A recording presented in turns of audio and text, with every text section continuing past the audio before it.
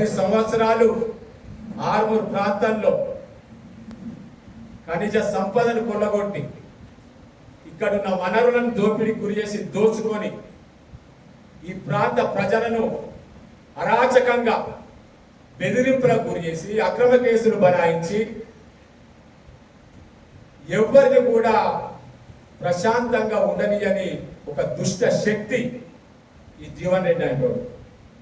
భవిష్యత్తు రాజకీయంలో వాడికి స్థానమే లేదు.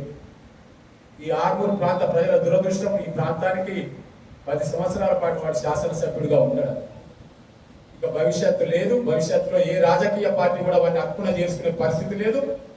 భవిష్యత్తులో ఆర్మూర్ ప్రాంత ప్రజలు కానీ, నిజామాబాద్ జిల్లా ప్రాంత ప్రజలు కానీ, నిజామాబాద్ జిల్లాలో ఉన్న ఏ నియోజకవర్గ ప్రజలు కానీ వాడిని ఆదరించే పరిస్థితులే లేవు.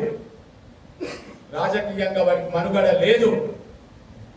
భవిష్యత్తులో కాంగ్రెస్ పార్టీ నాయకుల మీద, మహేష్ కుమార్ గౌడ్ గారి మీద కానీ, ముఖ్యమంత్రి రేవంత్ రెడ్డి గారి పైన కానీ, మా ఇన్ఛార్జ్ మీనాక్షి నటరాజన్ గారి గురించి కానీ ఎక్కడైనా మాట్లాడితే ఖబర్దార్ బిడ్డ, ఇది నీకు చివరి అవకాశం.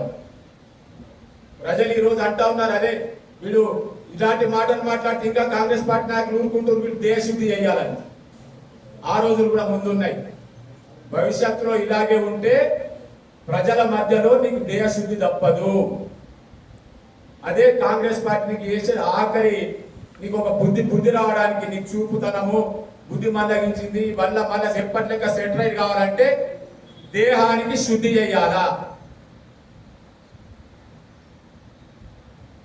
ఇది కాంగ్రెస్ పార్టీ కాదు, మొత్తం ఆర్మూర్ ప్రాంత ప్రజలందరూ కూడా చర్చించుకుంటా ఉన్నారు. ఎందుకంటే ఆర్మూర్ ప్రాంత ప్రజలు కూడా ఎప్పుడు ఇలాంటి నాయకులను చూడలే. ఓ పక్క మా రాష్ట్ర కాంగ్రెస్ అధ్యక్షుడు మహేష్ కుమార్ గౌడ్ గారు బీసీలకు 42% రిజర్వేషన్ల కోసం ఆయన మొక్కబోని దీక్షతో పోరాటం చేస్తా ఉన్నాడు.